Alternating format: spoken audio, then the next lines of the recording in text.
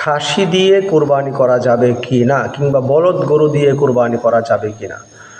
খাসি দিয়ে কোরবানি করা যাবে অনেকে বলে থাকেন, বা কিছু লোক, অনেক না সরি, কিছু লোকে বলে যে খাসি দিয়ে কোরবানি করা যাবে না, কারণ এটা খাসির একটি দোষ, এটা খুদ, এটা অঙ্গহানি, এ দিয়ে কোরবানি করা যাবে না। অর্থাৎ যে খাসিকে, যে ছাগলকে, পাঁঠাকে তার অন্ডকোষ ফেলে দেওয়া হয়, কিংবা ষাঁড় গরুর অন্ডকোষ ফেলে দিয়ে বলদ বানানো হয়, এটা বলে তারা একটা খুদ না। এটা মোটেও খুদ নয়।